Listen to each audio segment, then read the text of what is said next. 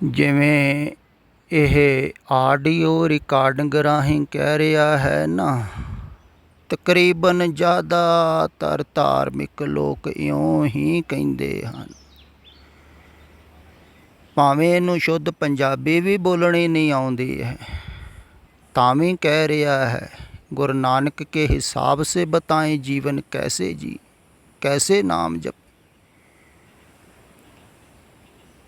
ਅਤੇ ਜਿਨ੍ਹਾਂ ਨੂੰ ਸ਼ੁੱਧ ਪਾਠ ਕਰਨਾ ਆਉਂਦਾ ਹੈ, ਬਾਹਰੋਂ ਪੂਰੇ ਸਿੱਖ ਬਣੇ ਹੋਏ ਹਨ, ਆਪਣੇ ਆਪ ਨੂੰ ਸਿੱਖ ਕਹਾਉਂਦੇ ਹਨ, ਉਹ ਕਿਵੇਂ ਸੁਣਨਗੇ ਜੋ ਅਜੋਕੇ ਸਮੇਂ 'ਚ ਕਿਹਾ ਜਾ ਰਿਹਾ ਹੈ।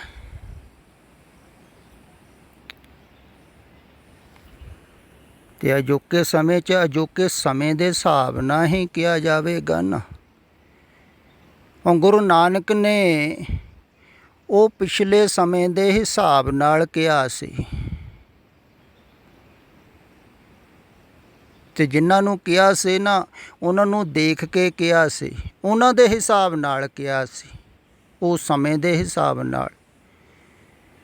ਕਿਉਂਕਿ ਉਸ ਸਮੇਂ ਦੇ ਵਿੱਚ ਜੋ ਲੋਕ ਸਨ, ਤਕਰੀਬਨ ਉਹਨਾਂ ਦੇ ਨਾਲ ਜੁੜਨ ਵਾਲੇ, ਉਹ ਬਿਲਕੁਲ ਸਾਧਾਰਨ ਸਨ,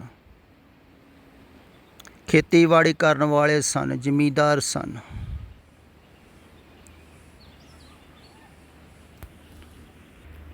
ਕੋਈ ਬਹੁਤੀਆਂ ਵਾਸ਼ਨਾ ਚਾਹਤਾਂ ਨਹੀਂ ਸਨ, ਪਦਾਰਥ ਹੀ ਨਹੀਂ ਸਨ ਬਹੁਤੇ। ਖੇਤਾਂ 'ਚ ਕੰਮ ਕਰਦੇ ਸਨ ਸਾਰੀ ਦਿਹਾੜੀ ਹੱਥਾਂ ਪੈਰਾਂ ਦੇ ਨਾਲ। ਅਤੇ ਉਹਨਾਂ ਨੂੰ ਕਿਹਾ ਸੀ ਕਿ ਗੁਰ ਸਤਿਗੁਰ ਕਾ ਜੋ ਸਿੱਖ ਖਾਏ ਸੋ ਭਲਕੇ ਉਠ ਹਰ ਨਾਮ ਤੇ ਆਵੇ। ਵੀ ਤੁਸੀਂ ਐਸੇ ਅਗਰ ਸਿੱਖ ਕਹਾਉਂਦੇ ਹੋ ਨਾ, ਅਤੇ ਸਵੇਰੇ ਉੱਠ ਕੇ, ਕਈ ਭਲਕੇ ਨੂੰ ਅੱਧੀ ਰਾਤ ਸਮਝਦੇ ਹਨ, ਨਹੀਂ, ਅੱਧੀ ਰਾਤ ਦਿਨ ਸ਼ੁਰੂ ਨਹੀਂ ਹੁੰਦਾ ਹੈ। ਅੱਧੀ ਰਾਤ ਨੂੰ ਤਾਂ ਅੰਗਰੇਜ਼ਾਂ ਨੇ ਸ਼ੁਰੂ ਕੀਤਾ ਹੈ, ਅਤੇ ਅੰਗਰੇਜ਼ਾਂ ਦੇ ਪਿੱਛੇ ਤਕਰੀਬਨ ਸਾਰੇ ਲੱਗੇ ਹੋਏ ਆ। ਅੱਧੀ ਰਾਤ ਨੂੰ ਦਿਨ ਥੋੜ੍ਹੀ ਸ਼ੁਰੂ ਹੁੰਦਾ। ਸਵੇਰੇ ਜਦੋਂ ਸੂਰਜ ਦਾ ਪ੍ਰਕਾਸ਼ ਥੋੜ੍ਹਾ ਥੋੜ੍ਹਾ ਧਰਤੀ 'ਤੇ ਆਉਣਾ ਸ਼ੁਰੂ ਹੁੰਦਾ ਹੈ, ਅਤੇ ਉਦੋਂ ਕਿਹਾ ਜਾਂਦਾ ਸੀ ਵੀ ਤੁਸੀਂ ਵੀ ਜਾਗੋ, ਸੁਚੇਤ ਹੋਵੋ, ਤਾਂ ਕਿ ਤੁਹਾਡੇ ਅੰਦਰ ਵੀ ਥੋੜ੍ਹਾ ਜਿਹਾ ਪ੍ਰਕਾਸ਼ ਆਵੇ ਗਿਆਨ ਦਾ। ਗਿਆਨ ਅੰਜਨ ਗੁਰ ਦੀਆ, ਅਗਿਆਨ ਹਨੇਰ ਵਿਨਾਸ਼। ਅਤੇ ਹਨੇਰੇ ਦੇ ਵਿੱਚ ਵਿਨਾਸ਼ ਹੈ। ਹਨੇਰਾ ਕੀ ਹੈ? ਅਸਤ ਨੂੰ ਸੱਚ ਜਾਣ ਲੈਣਾ, ਝੂਠ ਨੂੰ ਸੱਚ ਜਾਣ ਲੈਣਾ। ਸੱਚ ਜਾਣਿਆ ਹੈ ਤੁਸੀਂ, ਤਾਂ ਹੀ ਦਾ ਵਿਚਾਰ ਚੱਲ ਰਹੇ ਹਨ ਨਾ ਝੂਠ 'ਤੇ, ਸੰਸਾਰ ਦੇ। ਅਤੇ ਇਹੋ ਅਗਿਆਨ ਹੈ, ਅਗਿਆਨ ਦਾ ਹਨੇਰਾ। ਅਤੇ ਜਦੋਂ ਪ੍ਰਕਾਸ਼ ਹੋਣਾ ਸ਼ੁਰੂ ਹੋ ਗਿਆ, ਭਾਵ ਕਿ ਗਿਆਨ ਹੋਣਾ ਸ਼ੁਰੂ ਹੋ ਗਿਆ, ਉਦੋਂ ਝੂਠ ਝੂਠ ਦੀ ਤਰ੍ਹਾਂ ਦਿਖੇਗਾ, ਸਾਫ਼ ਸਾਫ਼ ਨਜ਼ਰ ਆਵੇਗਾ, ਅਤੇ ਆਦਮੀ ਹਟਦਾ ਰਹੇਗਾ। ਉਹਨੂੰ ਹੀ ਗਿਆਨ ਕਿਹਾ ਹੈ।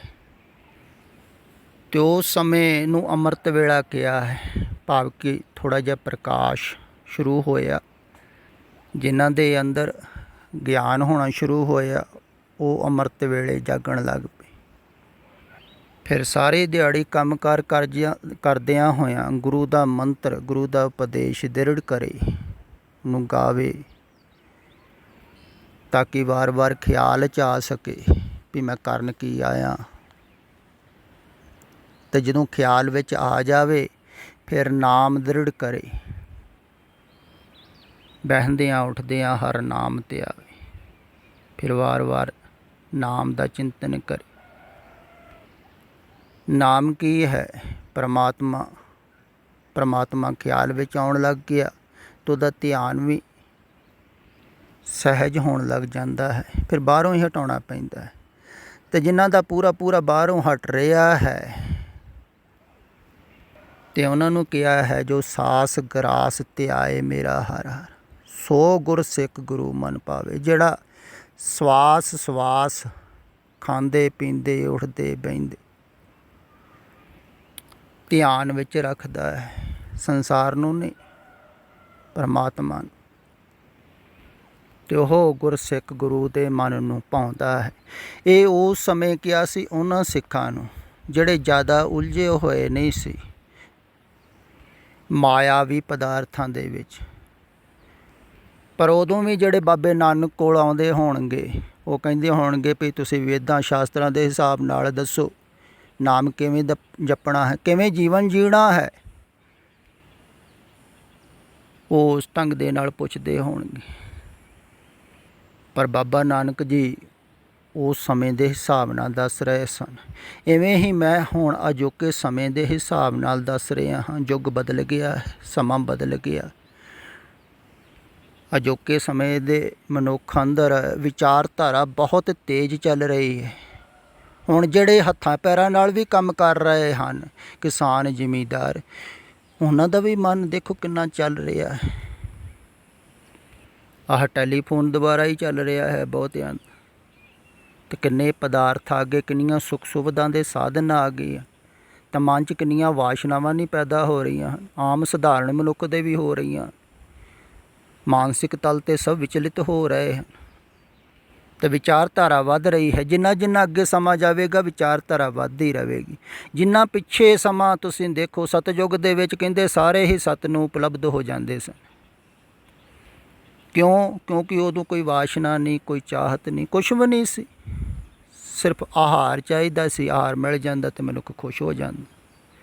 ਨਾ ਕੋਈ ਸਮਾਜਿਕ ਬੰਧਨ ਸੀ, ਕਿਉਂਕਿ ਸਮਾਜ ਹੀ ਨਹੀਂ ਸੀ। ਨਾ ਕੋਈ ਸੁੱਖ ਸੁਵਿਧਾ ਸੀ ਵੀ ਦੇਖ ਕੇ ਆਕਰਸ਼ਿਤ ਹੋਵੇ। ਅਤੇ ਅਜੋਕੇ ਸਮੇਂ 'ਚ ਅਤੇ ਆਕਰਸ਼ਿਤ ਹੋ ਰਿਹਾ ਹੈ ਸੁੱਖ ਸੁਵਿਧਾਵਾਂ ਦੇਖ ਕੇ ਮਨ, ਅਤੇ ਪਦਾਰਥਾਂ ਦੇ ਨਾਲ ਬਹੁਤ ਜ਼ਿਆਦਾ ਜੁੜ ਰਿਹਾ ਹੈ। ਇੱਕ ਰੰਚਕ ਮਾਤਰ, ਇੱਕ ਛਿਣ ਮਾਤਰ ਵਾਸਤੇ ਵੀ ਮਨ ਵਿਹਲਾ ਨਹੀਂ ਰਹਿ ਰਿਹਾ ਹੈ। ਤੁਸੀਂ ਸੋਚੋ ਆਪ, ਤੁਹਾਡਾ ਰਹਿ ਰਿਹਾ ਹੈ। ਅਤੇ ਹੁਣ ਅਜੋਕੇ ਸਮੇਂ ਦੇ ਹਿਸਾਬ ਨਾਲ ਕਿਹਾ ਜਾਵੇਗਾ ਨਾ, ਪਰ ਅਜੋਕੇ ਸਮੇਂ ਦੇ ਹਿਸਾਬ ਨਾਲ ਅਗਰ ਕਿਹਾ ਜਾਵੇ, ਮੈਨੂੰ ਵੀ ਪਤਾ ਹੈ ਬਹੁਤ ਘੱਟ ਲੋਕ ਸੁਣਨਗੇ। ਸਦਾ ਤੋਂ ਹੀ ਐਸਾ ਹੋਇਆ ਹੈ। ਬਾਅਦ 'ਚ ਸੁਣਨਗੇ ਜੋ ਸਮਾਂ ਲੰਘ ਜਾਵੇਗਾ। ਹੁਣ ਥੋੜ੍ਹੀ ਕੋਈ ਸੁਣੇਗਾ। ਹੁਣ ਤਾਂ ਲੋਕ ਪਿਛਲਿਆਂ ਦੇ ਹਿਸਾਬ ਨਾਲ ਚੱਲ ਰਹੇ ਹਨ, ਅਤੇ ਕਈ ਚੱਲ ਵੀ ਉੱਦਾਂ ਹੀ ਰਹੇ ਹਨ।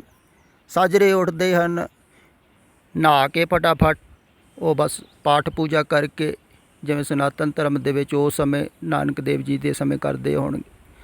ਬਸ ਸਾਰੀ ਦਿਹਾੜੀ ਉਹ ਮਾਇਆ ਧਨ ਪਦਾਰਥਾਂ ਦੇ ਪਿੱਛੇ ਭੱਜੇ ਫਿਰਦੇ। ਅਤੇ ਮੈਂ ਕਹਿੰਦਾ ਪਹਿਲਾਂ ਪਦਾਰਥਾਂ ਦੇ ਪਿੱਛੇ ਭੱਜਣੋਂ ਹਟੋ, ਸੁੱਖ ਸੁਵਿਧਾ ਨੂੰ ਛੱਡੋ, ਥੋੜ੍ਹਾ ਜਿਹਾ ਸ਼ਾਂਤ ਹੋਵੋ।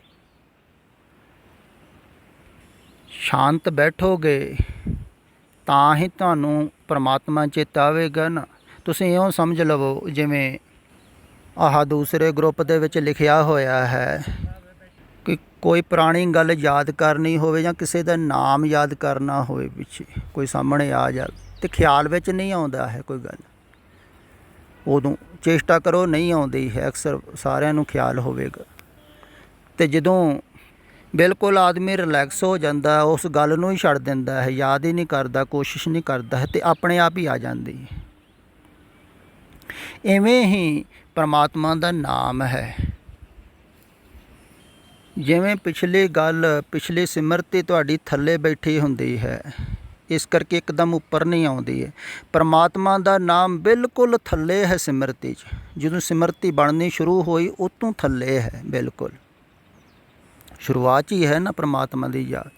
ਜਿੱਥੋਂ ਆਏ ਹੋ ਤੁਸੀਂ, ਉਹਦੀ ਯਾਦ ਤੁਹਾਨੂੰ ਹੈ, ਪਰ ਹੈ ਬਹੁਤ ਥੱਲੇ। ਇਸ ਕਰਕੇ ਕਿਹਾ ਜਾਂਦਾ ਹੈ ਚੇਤੇ ਕਰੋ ਪਰਮਾਤਮਾ। ਚੇਤੇ ਦਾ ਭਾਵ ਹੁੰਦਾ ਹੈ ਵੀ ਜਿਹੜੀ ਚੀਜ਼ ਤੁਸੀਂ ਭੁੱਲ ਗਏ ਉਹਨੂੰ ਚੇਤੇ ਕਰਨਾ ਹੈ। ਭੁੱਲੇ ਹੋ, ਚੇਤੇ ਕਰਨਾ। ਪਰ ਚੇਸ਼ਟਾ ਦੇ ਨਾਲ ਉਹ ਚੇਤੇ ਆਉਂਦਾ ਨਹੀਂ ਹੈ, ਕਿਉਂਕਿ ਉੱਪਰ ਸਿਮਰਤੀ ਦਾ ਜਾਲ ਬਹੁਤ ਹੈ, ਬਹੁਤ ਜ਼ਿਆਦਾ ਵਿਚਾਰਧਾਰਾ ਉੱਪਰ ਚੱਲ ਰਹੀ ਹੈ। ਅਤੇ ਜਿੰਨਾ ਚਿਰ ਉੱਪਰਲੀ ਵਿਚਾਰਧਾਰਾ ਤੋਂ ਤੁਸੀਂ ਖਿਆਲ ਨਹੀਂ ਹਟਾਉਂਦੇ ਹੋ, ਸਹਿਜ ਨਹੀਂ ਹੁੰਦੇ ਹੋ, ਸ਼ਾਂਤ ਨਹੀਂ ਬੈਠਦੇ ਹੋ, ਉਹਨਾਂ ਚਿਰ ਹੇਠਲੀ ਯਾਦ ਨਹੀਂ ਆਉਂਦੀ ਹੈ ਜੋ ਥੱਲੇ ਬੈਠੀ ਹੋਈ। ਇਸੇ ਕਾਰਨ ਹੀ ਕਿਹਾ ਜਾਂਦਾ ਹੈ ਵੀ ਤੁਸੀਂ ਬਿਲਕੁਲ ਬਾਹਰੋਂ ਧਿਆਨ ਹਟਾ ਕੇ ਬਾਹਰਲੇ ਵਿਚਾਰਾਂ ਨਾਲੋਂ ਭੱਜ ਦੌੜ ਤੋਂ ਬਿਲਕੁਲ ਵਿਹਲੇ ਹੋ ਕੇ ਸ਼ਾਂਤ ਹੋ ਕੇ ਬੈਠੋ। ਫਿਰ ਤੁਹਾਨੂੰ ਧੀਰੇ ਧੀਰੇ ਅਚਨਚੇਤ ਹੀ, ਇਸੇ ਕਰਕੇ ਗੁਰ ਕਿਰਪਾ ਦੁਆਰਾ ਕਿਹਾ ਹੈ ਪਰਮਾਤਮਾ ਚੇਤੇ ਆਉਂਦਾ। ਅਚਨਚੇਤ ਹੀ ਗੁਰ ਕਿਰਪਾ ਦੁਆਰਾ ਚੇਤੇ ਆਵੇਗਾ, ਖਿਆਲ ਵੇ ਤੇ ਆਵੇਗਾ। ਤਾਂ ਪਹਿਲਾਂ ਸ਼ਾਂਤ ਹੋਵੇਗੇ ਤਾਂ ਹੀ ਨਾ। ਪਹਿਲਾਂ ਸ਼ਾਂਤ ਵੇਲੇ ਆ ਜਾਵੋ, ਫਿਰ ਧੀਰੇ ਧੀਰੇ ਤੁਹਾਨੂੰ ਉਸ ਪਰਮਾਤਮਾ ਦੀ ਯਾਦ ਆਉਣ ਲੱਗ ਜਾਵੇਗੀ। ਵੇਲੇ ਦਾ ਅਰਥ ਹੁੰਦਾ ਹੈ ਸਮਾਂ। ਸੱਚ ਸੁਣਾਏ ਕਿ ਸੇ ਸੱਚ ਕੀ ਵੇਲਾ।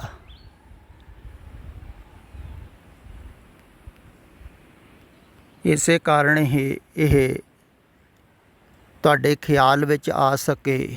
ਜਦੋਂ ਤੁਸੀਂ ਖੋਲ੍ਹੋ ਸ਼ਾਂਤ ਵੇਲਾ ਅਤੇ ਤੁਹਾਡੇ ਖਿਆਲ ਵਿੱਚ ਆ ਸਕੇ ਵੀ ਹੁਣ ਸ਼ਾਂਤ ਹੋਣ ਦਾ ਵੇਲਾ ਹੈ, ਵਕਤ ਹੈ, ਸਮਾਂ ਹੈ ਤੁਹਾਡੇ ਕੋਲ, ਤੁਸੀਂ ਸ਼ਾਂਤ ਹੋ ਸਕਦੇ। ਅਤੇ ਜਿਹੜਾ ਸ਼ਾਂਤ ਹੋਵੇਗਾ, ਸਹਿਜ ਹੋਵੇਗਾ, ਉਹਨੂੰ ਧੀਰੇ ਧੀਰੇ ਧੀਰੇ ਧੀਰੇ ਉਹਦੀ ਯਾਦ ਆਉਣ ਲੱਗ ਜਾਵੇਗੀ ਅੰਦਰੋਂ ਹੀ, ਕਿਉਂਕਿ ਅੰਦਰ ਹੀ ਪਈ ਹੋਈ ਹੈ ਨਾ। ਇਸੇ ਕਾਰਨ ਹੀ ਕਿਹਾ ਹੈ ਨਾ, ਆਦਿ ਮੰਤਰ ਸਰਬ ਕੋ ਗਿਆਨ। ਵੀ ਜਿਹੜਾ ਉਹ ਪਹਿਲਾ ਮੰਤਰ ਸੀ, ਭਾਵ ਕਿ ਪਹਿਲੀ ਯਾਦ ਸੀ, ਉਹ ਤੁਹਾਡੇ ਸਾਰਿਆਂ ਦੇ ਅੰਦਰ ਹੈ। ਉਹਦੀ ਜਿਹੜੇ ਦਰਵਾਜ਼ੇ ਤੂੰ ਆਏ ਹੋ ਖਿਆਲ ਵਿੱਚ ਹੈ ਹੀ ਨਾ, ਪਰ ਉਹ ਭੁੱਲ ਗਿਆ ਹੈ। ਸੰਸਾਰ ਖਿਆਲ ਵਿੱਚ ਆ ਗਿਆ, ਸੰਸਾਰ ਦੀ ਵਿਚਾਰਧਾਰਾ ਕਰਕੇ ਉਹ ਭੁੱਲ ਗਿਆ ਪਰਮਾਤਮਾ। ਪਰਮਾਤਮਾ ਭੁੱਲਾ ਕਿਵੇਂ? ਸੰਸਾਰ ਦੀ ਵਿਚਾਰਧਾਰਾ, ਸੰਸਾਰ ਨੂੰ ਸੋਚਣ ਕਰਕੇ। ਅਤੇ ਸੰਸਾਰ ਦੀ ਵਿਚਾਰਧਾਰਾ ਤੋਂ ਹਟਣਾ ਹੈ ਅਤੇ ਸਿਰਫ ਸਵੇਰ ਦੇ ਟਾਈਮ ਹੀ ਨਹੀਂ ਹਟਣਾ, ਅਤੇ ਨਾ ਹੀ ਤੁਸੀਂ ਹਟ ਸਕਦੇ ਹੋ। ਅਗਰ ਤੁਸੀਂ ਸਵੇਰ ਦੇ ਟਾਈਮ ਹੀ ਬੈਠਣਾ ਸ਼ੁਰੂ ਕਰਦੇ ਹੋ ਵੀ ਚਲੋ ਘੰਟਾ ਕੁ ਬੈਠ ਲੈਂਦੇ ਹਾਂ, ਫਿਰ ਨਹੀਂ ਸ਼ਾਂਤ ਹੋਵੇਗਾ ਕਦੇ ਵੀ ਤੁਹਾਡਾ ਮਨ। ਖਿਆਲ ਵਿੱਚ ਰੱਖਿਓ, ਮੈਂ ਅਜੋਕੇ ਸਮੇਂ ਦੇ ਹਿਸਾਬ ਨਾਲ ਕਹਿ ਰਿਹਾ।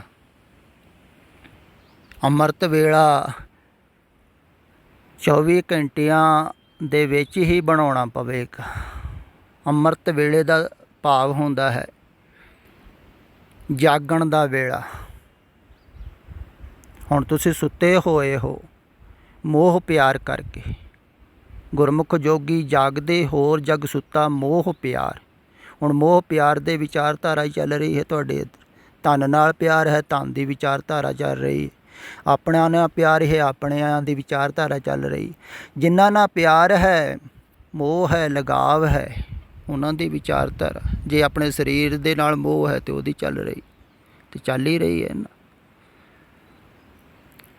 ਅਤੇ ਤੁਸੀਂ ਸੁੱਤੇ ਹੋਏ ਹੋ ਵਿਚਾਰਧਾਰਾ ਦੇ ਵਿੱਚ। ਅਤੇ ਜਦੋਂ ਤੁਸੀਂ ਜਾਗਣਾ ਸ਼ੁਰੂ ਕਰੋਗੇ, ਅਤੇ ਜਾਗਣਾ ਉਦੋਂ ਹੀ ਸ਼ੁਰੂ ਕਰੋਗੇ ਜਦੋਂ ਤੁਸੀਂ ਸ਼ਾਂਤ ਬੈਠਣਾ ਸ਼ੁਰੂ ਕਰੋਗੇ, ਸ਼ਾਂਤ ਵੇਲੇ 'ਚ ਆ ਜਾਓਗੇ।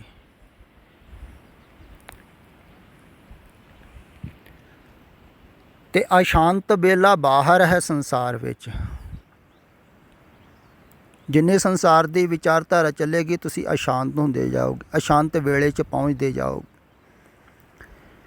ਅਤੇ ਸ਼ਾਂਤ ਵੇਲਾ ਤੁਹਾਡੇ ਅੰਦਰ ਹੈ, ਬਾਹਰ ਨਹੀਂ ਹੈ।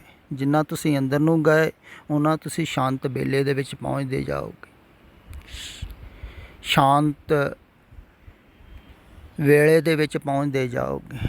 ਅਤੇ ਜਿੰਨੇ ਤੁਸੀਂ ਸ਼ਾਂਤ ਵੇਲੇ ਦੇ ਵਿੱਚ ਪਹੁੰਚਦੇ ਜਾਓਗੇ ਓਨੇ ਹੀ ਤੁਸੀਂ ਸਹਿਜ ਹੁੰਦੇ ਜਾਓਗੇ।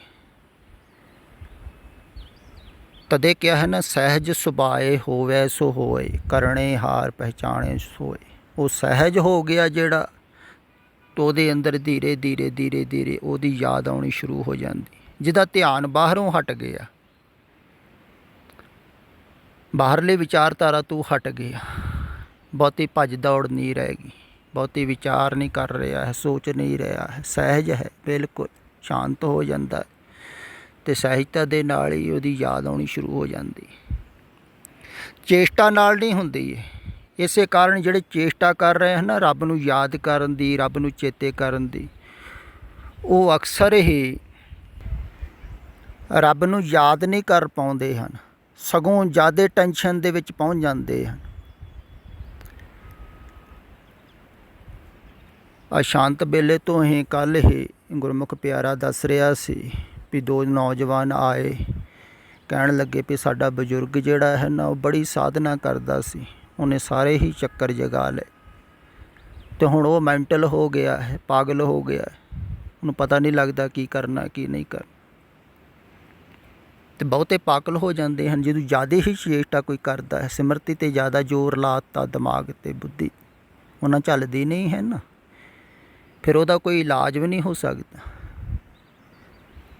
ਤੋ ਆਏ ਸਨ ਇਹ ਪੁੱਛਣ ਵਾਸਤੇ ਵੀ ਉਹਨਾਂ ਨਾਲ ਅਸੀਂ ਗੱਲ ਕਰਾ ਸਕਦੇ ਹਾਂ ਆਪਣੇ ਬਜ਼ੁਰਗਾਂ ਦੀ।